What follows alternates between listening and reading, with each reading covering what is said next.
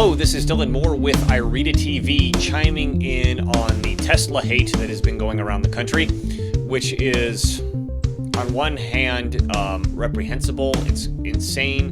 It's mind-boggling that these people think that engaging in this sort of property destruction is somehow A, okay, and B, actually like sticking it to Elon Musk. But it's quite telling that there's this. I mean, we've known this for a while, but these group of people, we've called them NPCs, leftists, whatever, that they get their programming and they act, and when they get this programming and when they act, they're perfectly justified, they're perfectly legitimized in committing violence and property destruction, and they don't see any problem with it. And so I wanted to take a moment, not to go over the politics of whatever, of Doge and Elon Musk and the Trump, presidency and all that sort of stuff. But again, take an opportunity to bring this down to the personal level and look at this from an intellectual self-defense standpoint. Now, I want to, before I get into the video, remind anybody who's watching this for the first time, watching me for the first time, that I have an intellectual self-defense series. It's a 3-part series. You'll find it in fact, I'll link it below. You'll find it in our YouTube channel or Rumble or BitChute or wherever you're watching this. And I break down I don't know if I could call it new, because I don't feel like I've invented anything, but I do feel like I'm describing something which is almost entirely missing within the or any discourse that's happening anywhere in the world right now. What do I mean by that? In terms of when you have a conversation with somebody, when you have a discussion with somebody, when you have an argument with somebody, when I say argument, I don't mean shouting match. I mean like we're trying to argue through in the classical formal logic sense of the word argument, trying to work through an idea and prove your point. That the people on, we'll call them on the right, on the freedom side, on the populist side, the people who are rejecting globalism, rejecting the hive mind of the left, they have this erroneous conception that if they can have the better argument, that they win the interaction, or that the truth has won the interaction. I guess that would be the most appropriate thing. Like, hey, here's this person who's got this crazy idea. If I could just talk with him and reason with him and show him the truth, the error of his ways, he will subject himself to the truth, and then everybody wins because this person now has seen the truth because my argument is superior. This is completely false loserville thinking. It's completely false loserville thinking. So I'm not going to get into the entirety of the concept that I have in the 3-part series. I'm going to give you the fastest version I could possibly give you. So in the way that we, and then apply it to this video here, in the way that we interact with each other, for the sake of this specific conversation, we have 2 main ways that we can communicate with each other. We can communicate with each other rationally. And when we're communicating with each other rationally, we have the capability of having a win-win interaction.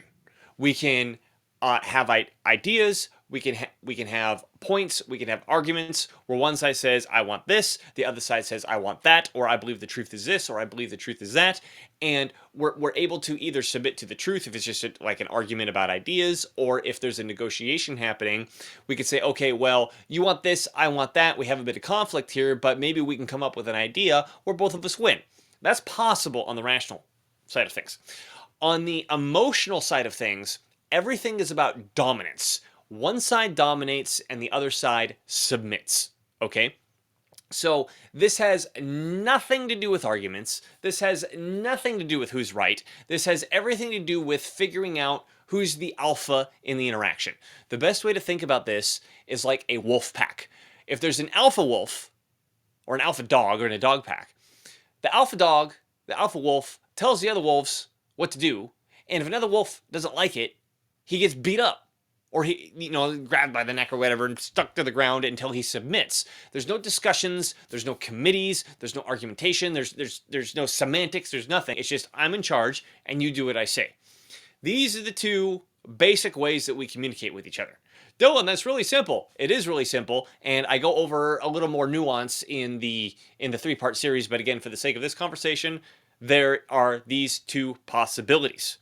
Now, with these two possibilities, there's this part where the emotional side can really look like, it could really look like the rational side. It uses words. It might even use a lot of arguments. It might even have good logical syllogisms and put forth really good points, but that's all a cloak for the fact that somewhere in there's a domination move. Okay? This is called sophistry. This is called manipulation, where you're essentially pretending to be rational when in reality you're attempting to dominate the person.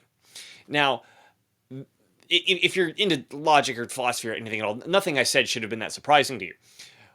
The lead up to that is this, which is, this is the part, I think I've met one person who's gotten this question right, which is, if you have somebody who's you got two people trying to interact with each other. One side is attempting to have a rational conversation, or a rational interaction where win-win is possible, and the other side is attempting to, well, not attempting, but is having a emotional or dominate submit interaction. If these two come in collision with each other, the question is, what happens? This guy's trying to be rational. This person is trying to be emotional, dominate, submit, dorkiness, right? So when I typically ask this question, people get it flat ass wrong. They get it flat ass wrong. The answer that I usually hear is something akin to, well, nothing productive happens, or people, the two parties fail to communicate with each other, or just nothing happens. Completely, utterly wrong. What happens is the person who's engaging in the emotional dominate circuit. I use the term circuit in my presentations. I was trying not to use it because it's a technical term for the presentation, but that's what's coming to my mind right now. If they're on the emotional dominant circuit, that completely and utterly trumps the rational win-win circuit. So what's happening when these two things come into conflict is that the person on the rational side completely gives up everything. They utterly, totally lose the fight. Dylan, is it a fight? Yes, it's a fight, because you have someone trying to dominate the interaction. They completely and utterly lose the fight, and the person attempting to dominate completely and utterly wins. It's kind of like playing chess, or it's not exactly chess in this case, but if we're going to play chess, chess is a game where we've got a structured board, we got structured rules, and a specific way to play the game, and a specific goal and how to win. If you're playing chess with somebody, and they start making up moves, or they start taking pieces off the board, or putting pieces on the board, or moving pieces the wrong way, or doing whatever, are you still playing chess anymore? Well, no, because in order to play chess, you have to follow the rules of chess. And similarly, in order to make an argument, there's like these really specific, clear rules. And so when people say, well, yeah, I guess we didn't really communicate, or, nothing ever really happens, or he just didn't understand my point. That's kind of like saying you're playing chess with somebody, they start making up rules or knocking pieces off the board or whatever, and your response is just to be like, well, I guess we're just not really communicating very well. I better play chess even better, because maybe if I play it better, I can actually beat this guy. No, what's happening is the game that's actually being played is that guy is controlling the interaction and making up the rules, and you're just blindly following and being like, well, I guess there's nothing I can do about it. The thing that has to be done, if you choose to engage with someone doing this, is you actually have to drop down to their level. You have to drop down to their level and say, hey, I understand we're having a fight. I'm prepared to engage in this dominate submit interaction, because I understand I'm wasting my time trying to be rational with you. Now, the person who's attempting to use sophistry to manipulate you, whether they objectively know this or not, not objectively, whether they consciously know this or not, doesn't matter. They're still using it for these purposes. The reason they're attempting to do something that looks like a valid, rational argument is because they want to keep you on that rational circuit while they continue to dominate you, which means they have all the benefits of dominating you without any of the risks of you retaliating. Once you show them that you understand what's going on and that you're going to retaliate, I mean, I don't, it's not like this. I don't know if this happens 100% of the time. In my experience, it's like 100% of the time. The first thing they try to do is to get you back on the rational level. Oh, no, no, no, no, no, no. We're still having a conversation. Here's the thing that I want to talk about and I want to bring to you. And if you fall for the trick, you go back to the rational part and they continue to dominate you and you just lose by default because you're not showing up to the game. Right? In chess, if someone starts making up rules, you don't keep trying to play chess. You say, hey, dude, you're not following the rules. If you want me to play chess, you got to follow the rules. If you're not going to follow the rules, we're engaging in a different interaction. Either I'm going to get up and leave, or I'm going to start making up rules, or maybe I'm just going to punch you in the nose because you're pissing me off, right? Whatever the strategy is, continuing to be reasonable just makes you look like an idiot and makes you lose, all right? So what the person engaging in sophistry manipulation does is they want to push you back to that level. They want to push you back to that level and get you on, okay, he's rational, now I can continue to control him. Which brings me to this video. Okay, here's a guy who drew a swastika or key to swastika into some guy's Tesla, right? And the guy catches him and confronts him about it. And I want to look at this dork's reaction. And the guy confronting him does a really good job of being like, I'm not engaging in what you are pretending to be reasonable. Like, I'm coming after you for property damage and the police are getting involved and all that sort of stuff. So this guy does an excellent job. But this is I don't think people understand how common this sort of experience is in their everyday lives. I don't mean someone like keying your car, but engaging as someone who behaves like this. So we'll understand more you'll understand more when we jump into it here. Let's go. Free service. Free service. I got to turn this volume up. Is the volume up here? Volume up there? Okay, we should be able to hear this just fine. Free service. Free service? How about you pay for the repairs? Write a check. You just bought a Tesla. I can wipe it off with a towel. No, it's not. No, it is a hate crime, sir. It is a hate crime. Did you write a swastika on there? I'm sorry, you're upset. I missed that part. So the guy keys a swastika into the guy's car. He's like, oh, you could wipe it off. It's fine. I think he said it like it's in crayon. You could wipe it off. And then he says, oh, I'm sorry you feel that way. Did you write a swastika on there? I'm sorry you're upset. Did you write a swastika? It didn't even work. Apparently it doesn't work. Did you write a swastika on the... It's a key, sir. I'm sorry you feel upset. Fake apology. I'm not sorry that I actually did something wrong. I'm sorry you feel upset. We see it on the video. It's not a key. Is it a swastika? I was probably putting my keys in my pocket. Is it a swastika? Have you looked at your car? Is there a key mark? Yes. Is it a swastika? That's impossible. It's at the police right now. It's being fingerprinted. Okay, so before he reacts to this, the guy keeps repeating, is it a swastika? Is it a swastika? Clearly, the dork won't respond.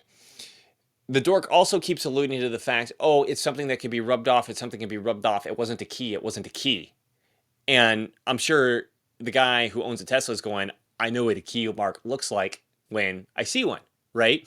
Now, clearly this guy is just, this dork is just lying to the Tesla owner's face. Bald-faced lied to the Tesla owner's face. And this is what gets me.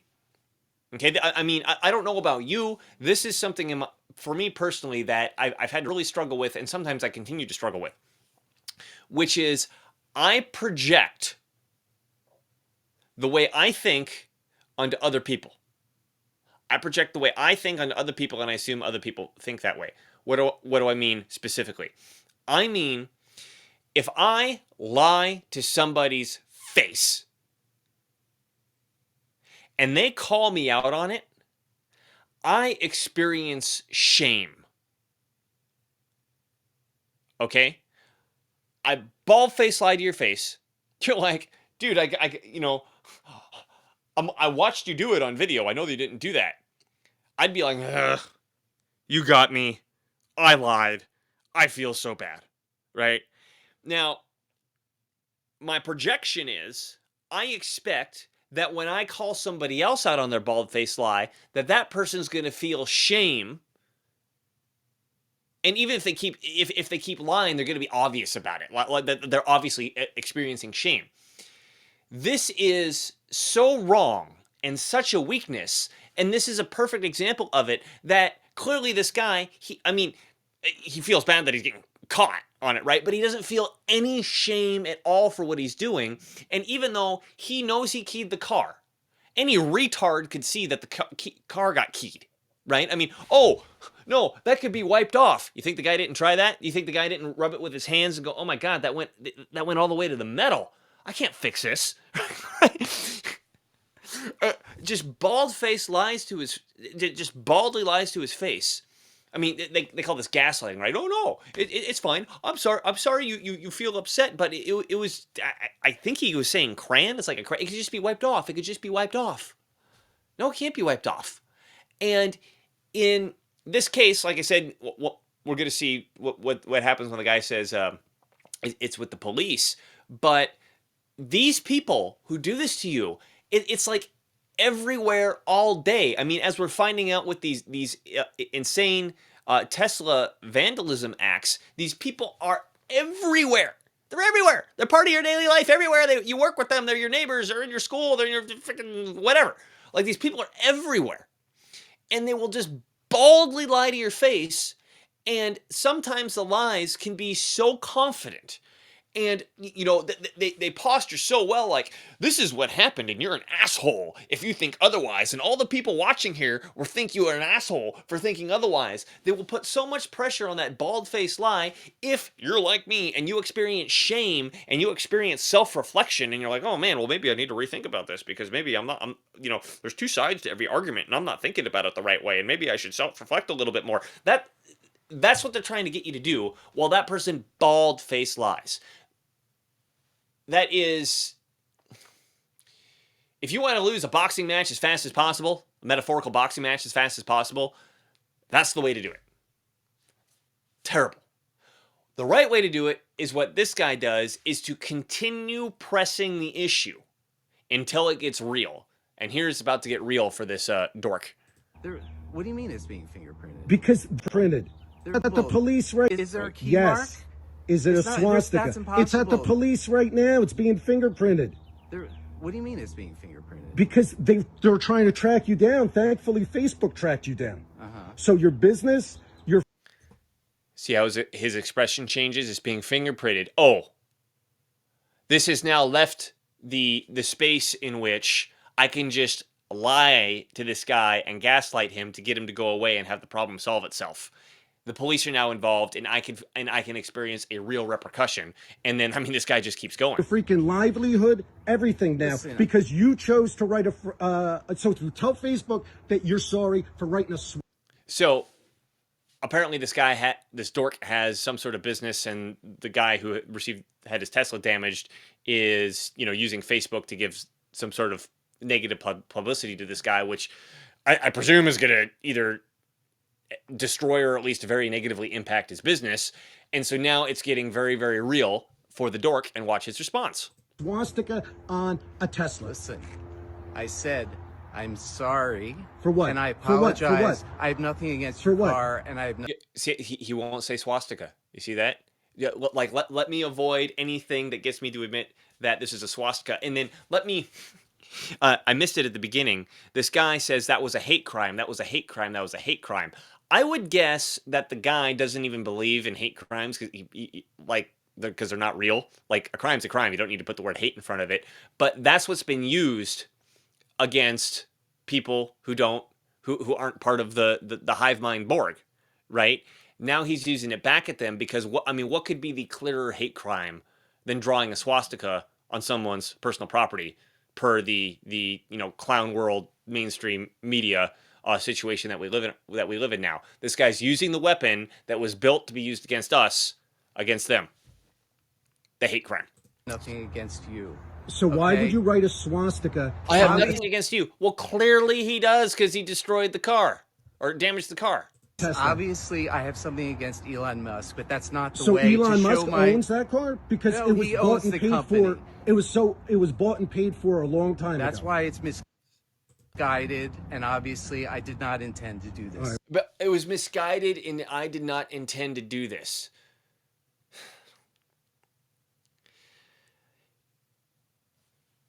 To the point where I'm at now, where I can understand what's going on, like, I'm just hearing this makes me so frustrated because I can see what he's doing. He did not intend to get caught. But he's making it sound like he didn't intend to swastika the car. I mean, how do you not intend to swastika the car with your key, right? Like, did you pull out your key, you tripped and fell over and managed to, cut the key at perfect 90-degree angles on the way down, and you get up and you cut the perfect 90-degree angles on the way up? I mean, how could you possibly not intend to draw something so geometrically specific? But even if you didn't intend to do it, you still did it, right? I mean, in my 3-part presentation, I spend a lot of time talking about people who make appeals to intention. Well, I didn't intend to do it. I didn't mean to do that. Is whether or not you intended to do it, you still did it, and you're responsible for doing it. Now, in this case, like I said, clearly the guy intended to do it, and this thing about, well, I was actually mad at Elon Musk, I wasn't mad at you, and that wasn't the right way to go about it, and da-da-da-da-da. I mean, okay, do you actually believe that wasn't the right way to go about it, or are you repeating the narcissistic style? Are you repeating what you think somebody else wants to hear in order to get out of the situation? Because clearly, I mean, this is the idea. We need to attack Elon Musk, and basically we need to attack the people who support Elon Musk because they're all Nazis, right? That's the marching orders that the NPCs are getting now. So obviously, this dork had something against this Tesla owner and intended to do what he did. But even until the end, I got the police on it. They're looking for fingerprints.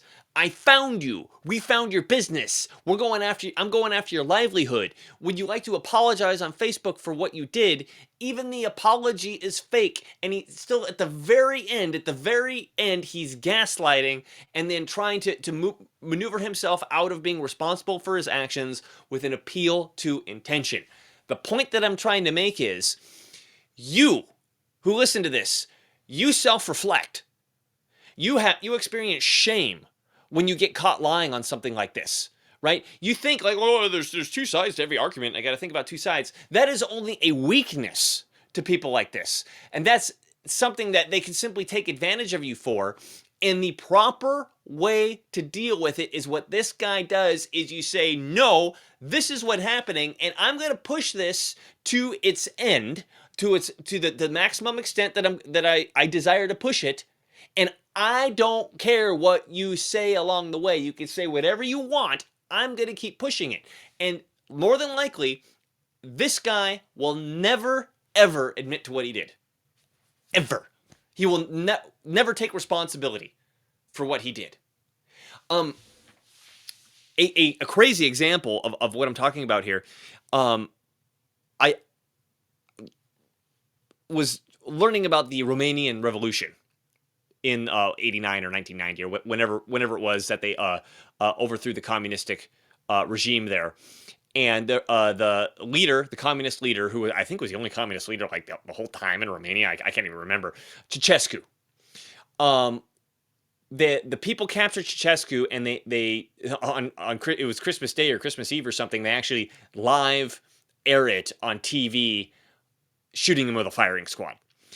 And apparently, even until the last moment, like he's been arrested. Not that there was any, government arresting people. He's captured, right? He's captive.